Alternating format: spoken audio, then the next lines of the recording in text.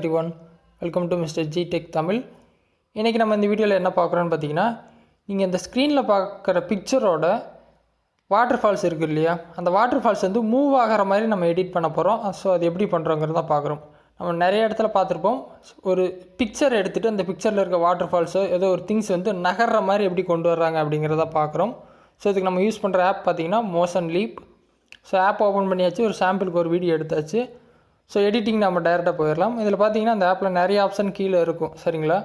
இதில் நம்ம வந்து என்ன ஆப்ஷன் எடுக்கணும்னு பார்த்தீங்கன்னா அனிமேஷன். ஸோ அனிமேட் அப்படிங்கிற ஒரு ஃபஸ்ட் ஆப்ஷனை சூஸ் பண்ணிக்கிங்க.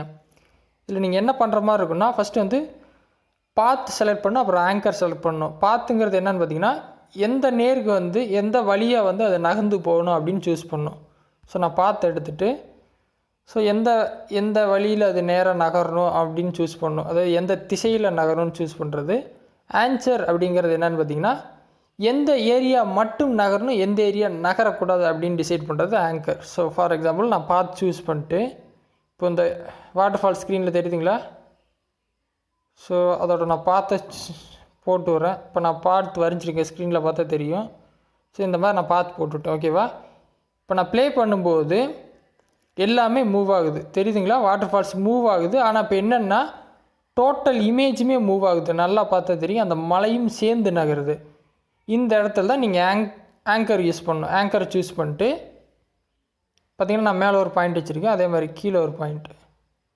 இப்போ ஒரு சைடு மலைகள் வந்து நகரில் பார்த்தீங்கன்னா ஆங்கர் செட் பண்ணோன்னே அந்த சைடில் ஸோ வாட்டர் ஃபால்ஸ் இருக்க ஏரியா மட்டும் நகரும், அந்த சைடு வந்து நகராது. ஸோ அதுக்கு தான் அந்த ஆங்கருங்கிறது. ஒரு சைடு செட் பண்ணிட்டா இன்னொரு சைடு இப்போ நான் செட் பண்ணுறேன். மேலே செட் பண்ணியாச்சு, இப்போ கீழேயும் செட் பண்ணியாச்சு. இப்போ 4 டாட் வச்சுருக்கேன், தெரியுதா. ஸோ இப்போ இந்த 4 டாட்டுக்கு உள்ளே இருக்க அந்த வாட்டர் ஃபால்ஸ் மட்டும்தான் நகரும், டோட்டல் இமேஜ் நகர்றது நின்றுச்சு. ஸோ இதுதான் ஆங்கருங்கிறது.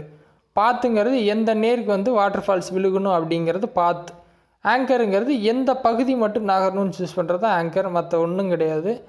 இப்போ பார்த்திங்கன்னா நம்ம நகரத்தை சூஸ் பண்ணிட்டோம். இவ்வளோ தாங்க